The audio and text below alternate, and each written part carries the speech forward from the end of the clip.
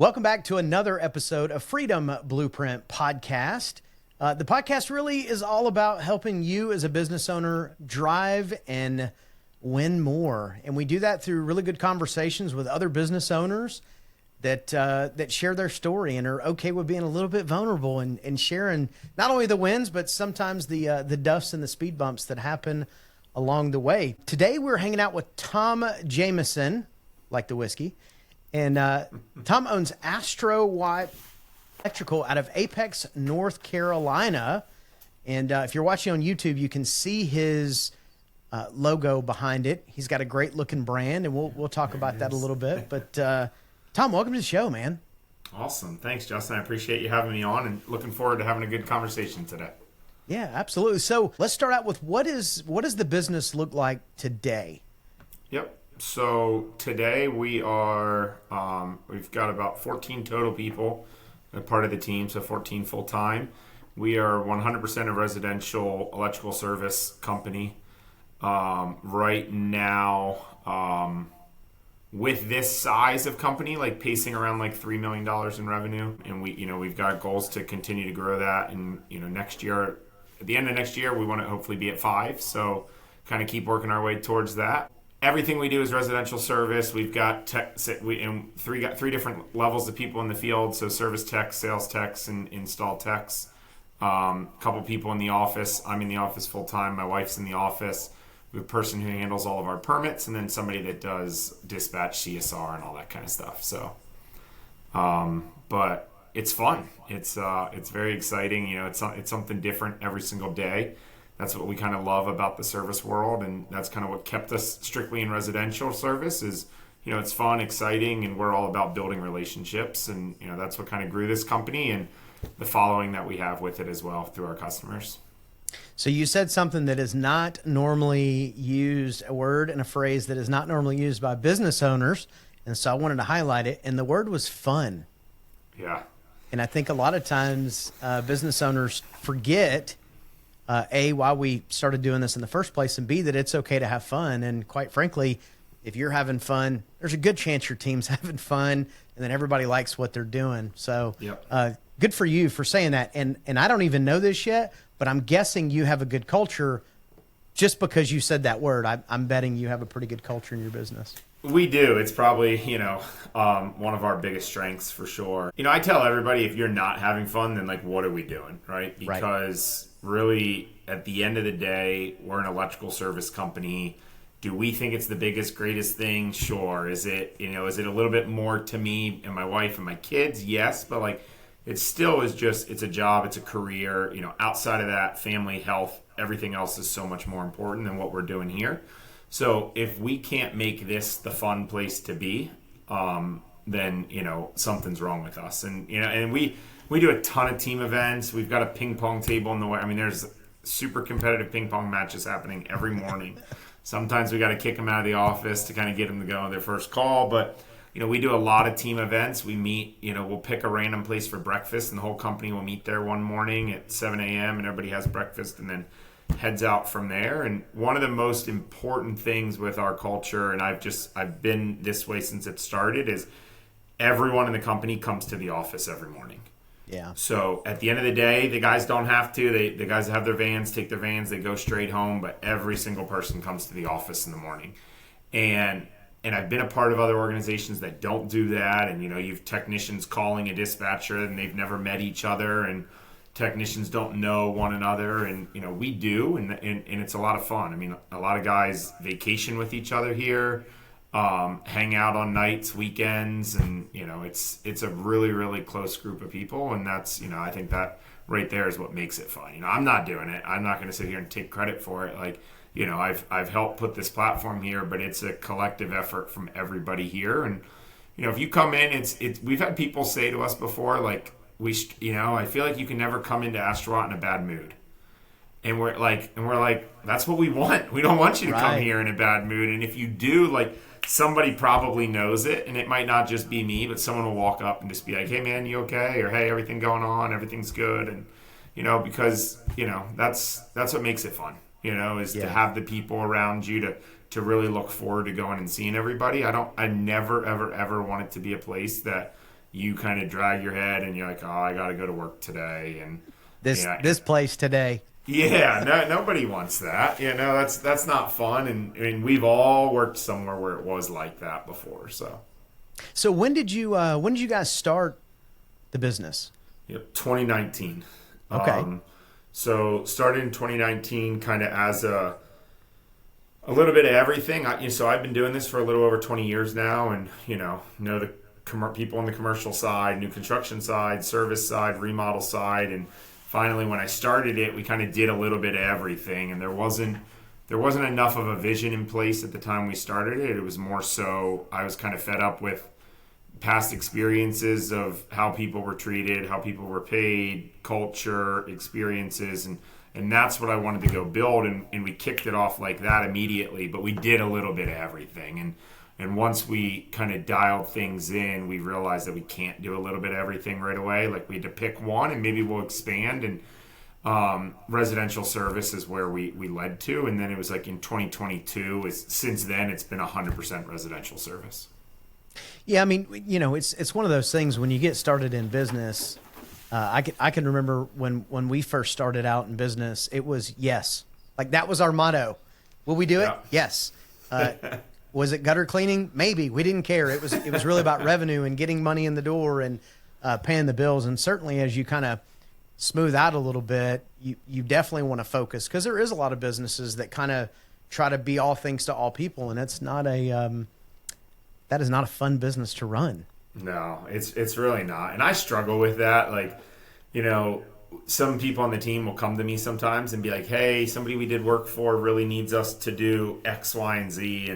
And I've gotten to the point now where I'm like, look, we don't do it. Just stop asking me, because if you ask me, I'm going to be like, yeah, we'll find a way. It's like, we don't do it. And we got to stick to that. Like, we need to know what we do and what we don't do.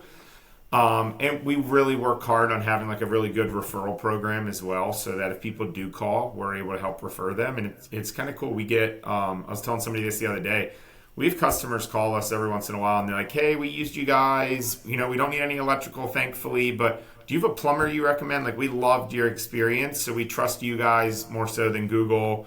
And, and it's nice when we get to refer them, and we're very, picky with who we refer, because our name's kind of tied to that, and that's a big thing for us.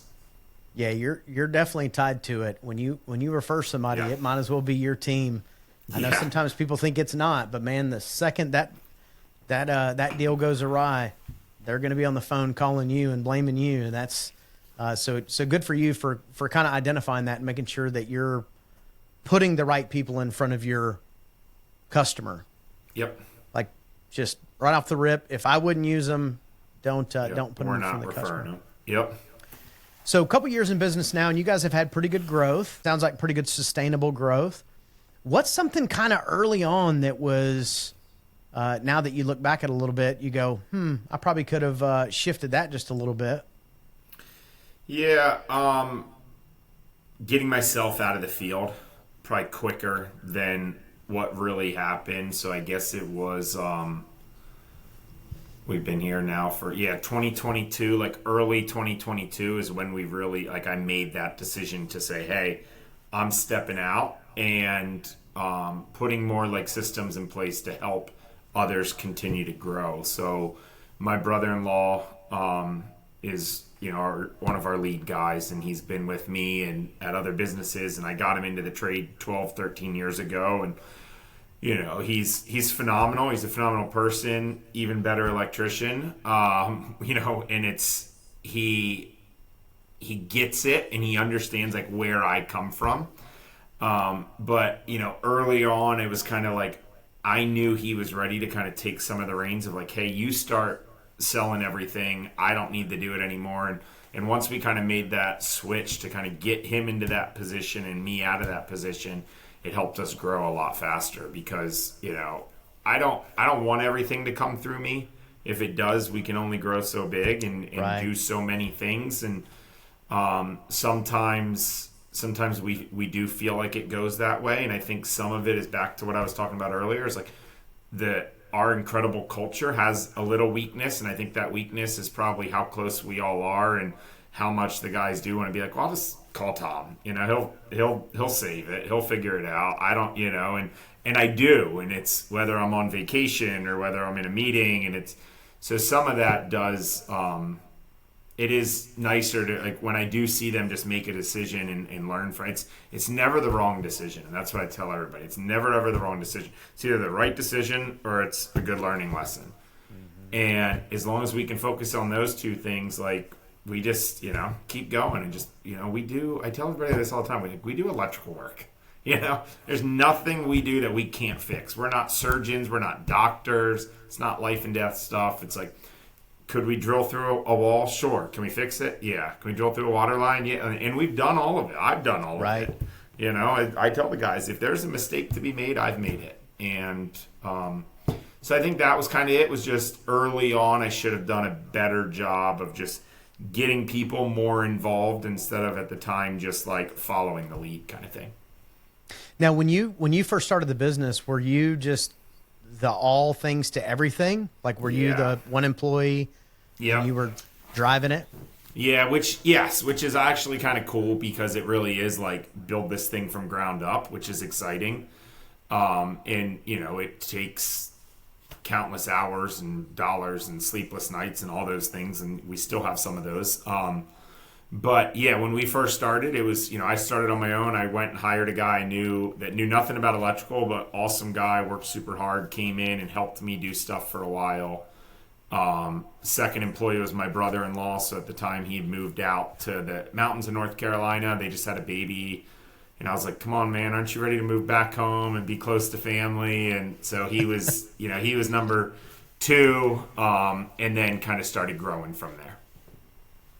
So you started putting some people in place, started getting out of the way. It's interesting because so many business owners, whether it's intentional or not, they're the bottleneck of the business, and it's just letting go. Like, so many business owners have a hard time of just letting go and trusting your people and being okay with the 90% rule. And I'm even going to say the 80% rule. You know, no, an employee is not going to do it with the same passion and all the things that you are all the time. But man, you can't grow and scale if all things are coming through you, man. You're going to have a traffic jam.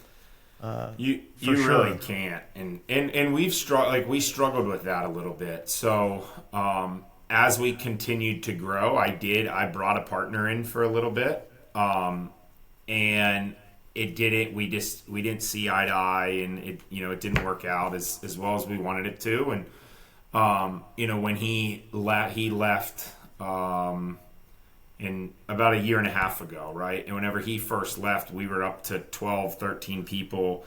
The company actually jumped pretty quickly. We got up to like 19 or 20 in December of last year. And I quickly realized that we were at 20 people. And once he and I were running everything, just the two of us. When he left, it was all coming through me. And it was this bottleneck at the top. And I was screaming and screaming and screaming. And so, we've reduced our size down a little bit, and, we're 4 or 5 less people than we were in December, doing 1.5 times the amount of revenue we did at that time, and things are going much smoother. So, it's sometimes again, not a bad decision or anything. It was a good learning lesson, and, it helped all of us. And there's no one that's ever been here. Whether somebody's been here for years and they're not here anymore, or a month they're not here anymore, like, I've never once regretted ever bringing somebody in, whether they worked out or didn't work out. It's all helped us and continues to help us, learn and grow. But you're right, it can't all go through you. That stuff, and when I I don't know if I would say I try to make it, when I let it all go through me, it kills me and crushes me, Well, and you're having to make so many decisions, and really what ends up happening is your team becomes less and less empowered, and it becomes them asking you questions really not because they need the answers, but it's like, well, if something goes wrong, I can blame it on Tom. Yeah. I called Tom. He said to do it. He said, wire this thing backwards. That was his advice, and you're like, you didn't ask me that, right? Yeah, it's a great way to look at it, though, and it's a nice fallback, but you're not kidding about when you can empower somebody and they feel that, what they can start doing is unbelievable. When they feel that they've got I'm not going to call it permission, when they feel like they have the ability to go make these decisions and do that and know that they have the support behind them, man, it's really fun to see when that happens. Yeah, and empower your team. That's it. Empower them to make good decisions. And you said it earlier, like, you know what, we don't make huge, like, we can fix whatever, but empower your team to do it, because they're not a paid audience. Like, you don't pay them to stand around and watch you go crazy. They're paid to do a job. They're professionals, and you have to empower them in order to go out and do what it is that they can do. And sometimes they just have to have a little bit of permission to go crush it and go do amazing things. So good for you as an owner for recognizing that and giving your team the tools and empowerment to go win. Yeah, I had a business coach that helped me with that, because I asked him one day, I was like, why does it just not feel like they don't care the way I do? And he was like, Tom, they don't. They don't. And he said, look, he said, I don't want to say this in a bad way. If you decided tomorrow to close Astro Watt, they would all have a job the following day. You would spend the next 6 months to 12 months meeting with attorneys and accountants and bankers and selling things off. Like, so they're never going to, as much as they love it and they don't want to think of any other business, they're never going to feel the same way that I do. And, and I'm not going to sit here early on and be like, oh, entrepreneurship's the easiest, funnest thing in the world. I mean, there's some really hard times about it. And those are when those times happen, sometimes I'm like, man, why don't they just, and it's not them doing it. It's probably me causing the issue. But it's not their company, and right. I'm fortunate enough to have a team around me that treats it as if it is theirs, which is very cool on a daily basis. But, when he told me that, I was like, yeah, you're right. Didn't think of it that way. And it's not to say that they don't. I mean, but yeah, for sure, they're not going to come hang out with you with the attorney and the bankruptcy lawyers, and they're going to go, oh, and I'm going to go get another job. And you're like, that sounds good. And listen, the truth is, I would imagine, like, were you a technician somewhere before you start? I mean, it's the same. I mean, you've been on both sides of it now. Exactly. It certainly gives you a good perspective. Yep. And I feel like there's times where I'm like, I feel like I was a phenomenal employee at the time at other companies and did all that. But you're right. There were definitely times where I was like, hey, my family's going on vacation. I'm going on vacation. I'm not worried. Shutting it off. I'm not worried that there's 2 other guys on vacation as well. Yeah. It's not my problem. And we really do. I mean, my brother-in-law is probably as close as you can get to get someone that cares. I mean, because he really does. I mean, if he sees a picture of quality of work that wasn't done by him but done by somebody else, he'll call him up and be like, turn around and go back and do that. And it's not, they don't report to him necessarily, but he truly does. And it's nice to have that one person that really cares so much about it. Like it kind of feels like it's his as well. So. Well, and being early on, there probably is a lot of ownership. But 1, he was an early on employee, and 2, he's family. So that can go one of 2 ways, right? So that's good. So tell me, what are some things that you like to do that are not work related? Love going to the beach. Speaking of fun. Yeah. So love playing golf, right? So the U.S. Open is at Oakmont this year. Huge golfer, and I had the opportunity to go up there last summer and play. Flew up there and played with my brother and my cousin. They won a raffle through something and playing with a member up there. My uncle was supposed to go and he couldn't make it. My cousin called me on like Monday night and it's like, hey, what are the chances you can get here tomorrow to play Oakmont on Wednesday? I was like, I'm on. Done. Yeah. I was like, I remember walking into the kitchen and I said to my wife, I'm like, I'm flying to Pittsburgh tomorrow. And she was like, you can't say no to that. And it was one of the coolest experiences of my life. But so golf for sure. I love fit. We have a boat, love to fish, go out, take the kids, sandbars, things like that. And I also just like love to spend time at home and be with my wife and kids. When I was younger, I was the guy when we first moved in the neighborhood, if guys were playing cornhole and hanging out and beer, like I'm there. Hey, cool.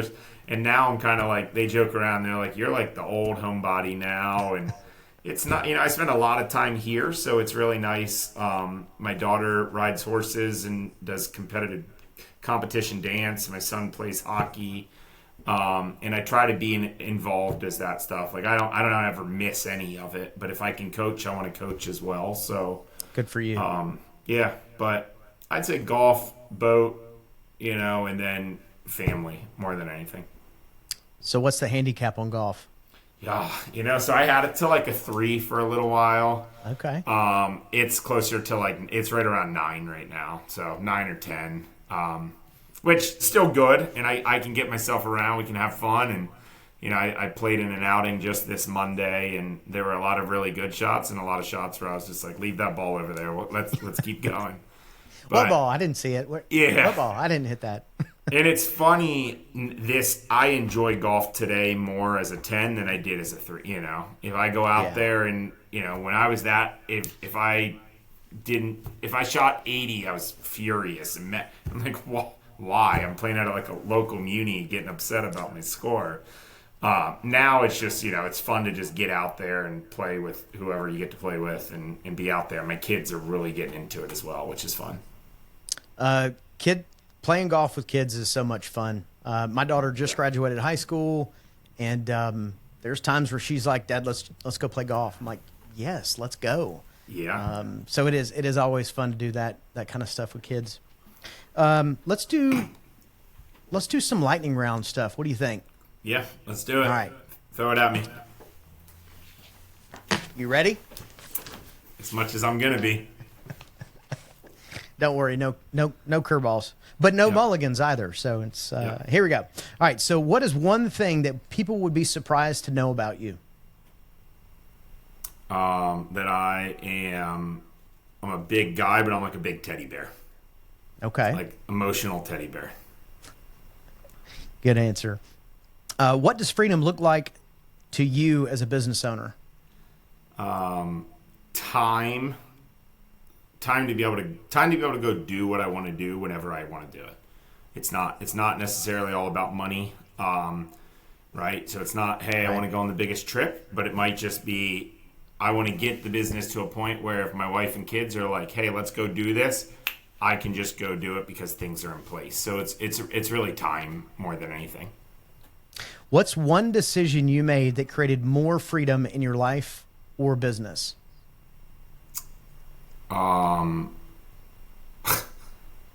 Getting rid of my partner.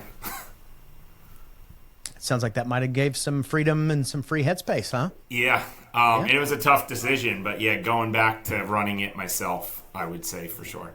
Yeah. What's one leadership lesson that you wish you would have learned earlier? Continue to invest into the business even when it's a smaller company. So that's a good one. When you're starting out, just invest, and dump everything back into the company. All right, last one. You're doing amazing. Last one here. What advice would you give a business owner right now? To focus more on the experience and solving people's problems than trying to sell anything. And kind of give a backstory to that. I just talked to one of my technicians about that earlier. When we go out to people's house, the number one thing you should be doing is focusing on solving their issue. And sometimes solving their issue does not mean doing electrical work. We had a client that called us out a few months ago that just purchased a sauna and put a sauna all the way upstairs in their room. And we started talking about prices and this and that. And they're like, oh my God, we may have to return this. And we were like, why don't you just move the sauna to your garage? You have enough power down there.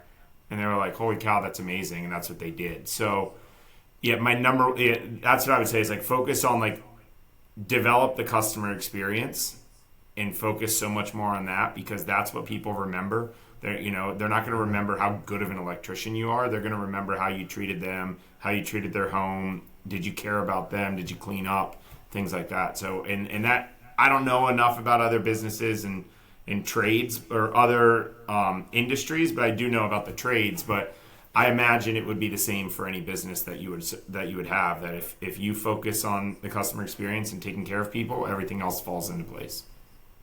Yeah, I mean, definitely educating customers should be priority one. And yeah, to your point, customers remember how you made them feel. That's it. Yeah. And if it was good, just like with that, I mean, you guys cost yourself a lot of money, but you gained a customer for life. Yep. So from an LTV standpoint, from a lifetime value of that customer, right then you didn't make it, but you will definitely make that up on the back end.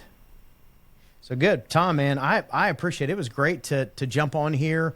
Let me ask you, any kind of last nugget you'd like to share before we call it good for the day? No, just we talked about it earlier. Just like continue to empower your team. One of the coolest things that we do here at our company is we do a book club every month, and everybody's involved with it. And each person gets the book, read it at your own leisure, and then Friday mornings we spend 30 minutes as a team. We sit in one big room and everybody just chats about it and shares it. And I would just say, like, that nugget right there has allowed me to become so much closer with my team and understand, because nine out of 10 times what the stories people share aren't related to Astro Watt. It's how it impacted them at home, or something growing up, or with their wife, kids, girlfriends, things like that. So that's kind of, if I could throw one nugget out there, it's like whatever you can do to involve your entire team together it just helps create that culture that's really, really difficult to break. That's great. Doing life as a team, because, I mean, let's be honest, typically you spend more time at work than you do, when you start breaking up, between sleep time and work time and home time, a lot of times you spend more time at work. So, yep. Tom, I appreciate it, man. Thank you so much for jumping on here today with us and sharing a little bit about your story, man. You're welcome, man. Thanks for having me, and hopefully we can do this again in the future sometime. Absolutely. Thank you, man. Thanks, buddy.